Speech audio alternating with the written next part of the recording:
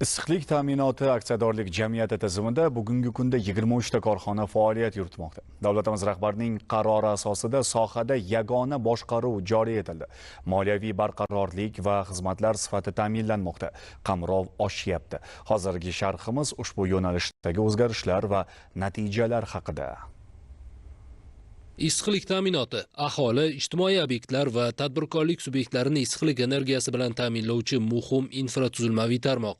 Yillar davomida sohada yig'ilib qolgan muammolar, xususan qoniqarsiz xizmat sifati noroziliklarga sabab bo'lib kelayotgan edi. Davlatimiz rahbarining uy-joy hamda bino inshootlarini issiqlik energiyasi bilan ta'minlash sohasini tubdan isloh qilish hamda binolarning energiya samaradorligini oshirish chora-tadbirlari to'g'risidagi qarori sohada yangi davrni boshlab berdi. Hujjatga asosan issiqlik ta'minoti aksiyadorlik jamiyati faoliyati yo'lga qo'yilib, tizimdagi 23 ta korxona mas'uliyati cheklangan jamiyat sifatida qayta tashkil etildi. Bu bilan sohada yagona boshqaruv joriy qilindi, moliyaviy barqarorlik hamda sifatli xizmat ta'minlandi. Poytaxtimizda bo'lib o'tgan issiqlik ta'minoti aksiyadorlik jamiyatining matbuot anjumanida ommaviy axborot vositalari vakillariga tizimda amalga oshirilayotgan islohotlar, natijalar va kelgusidagi rejalar haqida ma'lumot berildi. Jamiyat tashkil etilgandan buyon o'tgan qisqa davrda markaziy issiqlik ta'minotiga ulangan ko'p kvartirali uylar soni 16.029 tadan 16.610 taga yetdi. Bu qo'shimcha 581 ta uy va 292 ta ijtimoiy soha obyektini yangidan qamrab olinganini anglatadi. Natijada bugungi kunda respublika bo'yicha 761 mingdan ortiq xonadon, 2,5 mingdan ortiq ijtimoiy soha markazlashgan issiqlik ta'minoti bilan qamrab olindi. Hozirda tizimda 560 ta qozonxona, 4000 kilometrdan ortiq issiqlik tarmog'i mavjud. Joriy yilning birinchi choragida tizim tashkilotlari tomonidan 3,9 million gigakaloriy issiqlik energiyasi ishlab chiqildi. Yil yakuniga qadar bu ko'rsatkichni 11,4 million gigakaloriyaga yetkazish rejalashtirganmiz. Shuningdek, qozonxonalar quvvati yil yakunigacha 8,7 ming gigakaloriya soatga yetkazish ustida kuz-qish mavsumiga tayyorgarlik chorasida ishlar olib borilyapti. Ta'kidlash joiz, issiqlik ta'minoti tizimida oxirgi yillarda qamrovni kengaytirish barobarida sifat barqarorligini ta'minlashga alohida e'tibor berilmoqda. Jamiyat tashkil qilinganidan buyon qo'shimcha 581 ta uy va 292 ta ijtimoiy soha obyekti yangidan qamrab olindi. Bugungi kunda respublika bo'yicha 761 mingdan ortiq xonadon, 2,5 mingdan ortiq ijtimoiy soha obyektlari markazlashgan issiqlik energiyasi bilan qamrab olingan.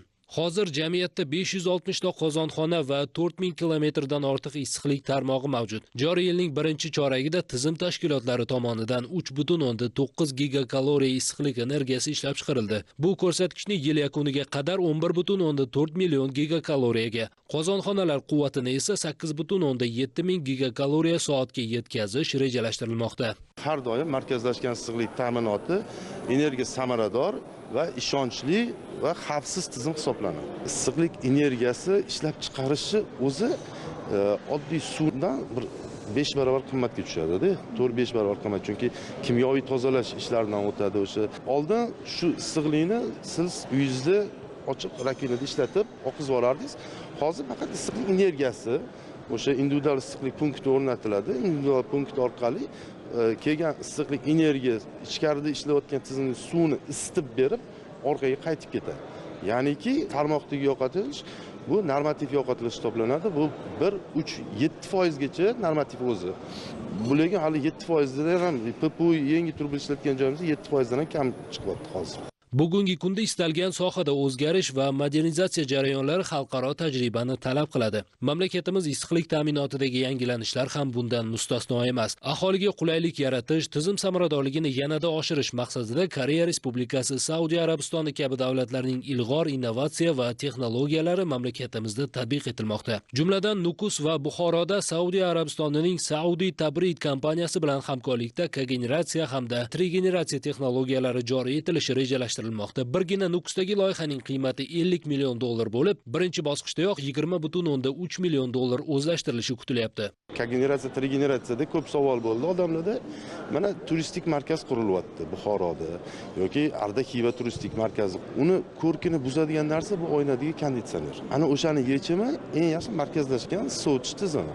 Markazlashgan sovutish tizimini o'shanaqa ma'muriy markaz, turistik markazlarda tatbiq qilishni rejalashtirganmiz. Bu bo'yicha hukumat qarorlari ham ishlab chiqildi. Hukumat ham shu narsani aniq vazifa sifatida belgilab berilgan. 2026-yilda RK2 qozonxonamizda zamonaviy qozonlar o'rnatish va tarmoqlarni yangilash ishlarini boshlab yuborganmiz. Hozirda loyihalash ishlari yakuniy bosqichda. Ma'muriy markaz binolarini 9 ta binosi ijtimoiy soha va 19 ta ko'p qavatli uylarni ham issiqlik energiyasi, sovutish xizmatlari va elektr energiyasini bir vaqtning o'zida ishlab chiqaruvchi trigeneratsiya qozonxonasini o'rnatish rejalashtirilgan. Hozirda ishlar jadal ravishda olib borilyapti. Issiqlik tarmoqlari, sovuqlik tarmoqlari yotqizib o'rnatib bo'lingan. Hozirda qozonxona hududida ishlar amalga oshirilyapti. Sohada bo'layotgan o'zgarishlarga qaramay tizimda yo'qotishlar darajasi hali ham yuqori. Ushbu muammoni bartaraf etish maqsadida raqamlashtirishga katta e'tibor qaratilmoqda. Jamiyat tarkibida tashkil etilgan markaziy dispetcherlik xizmati orqali hududlardagi issiqlik ta'minoti obyektlarining ish faoliyati doimiy nazorat qilinmoqda. Yuzaga kelgan avariya holatlari tahlil qilinib, 2026-2027 yilgi kuz-qish mavsumiga tayyorgarlik ko'rish doirasida 124 ta qozon, 113 kilometrdan ortiq issiqlik tarmoqlari hamda 91 ta yordamchi uskunalar mukammal va joriy ta'mirlash dasturi shakllantirildi. Bize 22-yil 44% bo'lgan. Bizda hozir 28% ga tushirganmiz yo'qotishlarni. 44% dan 28% ga tushirish bu 3 yil ichida juda ham katta yutuq hisoblanadi. Bu yildan boshlab biz sirkulyatsionniy aylanma harakatga qo'yganmiz. Butun qozonxonalarni bu birinchi qadamimiz, yana birinchi qadamdan tashqari bu yil masalan yozgi rejimda ham issiq suv aylanma harakatda bo'ladi. Bu yo'qotishlarni birinchi oldini olish deb hisoblayman. Qozonxonalarni kapital remont qilyapmiz, magistraturlarni almashtiryapmiz, ko'proq PPU trubalarga o'tyapmiz. Bu tejamkorlikni yo'qotilishlarni oladi.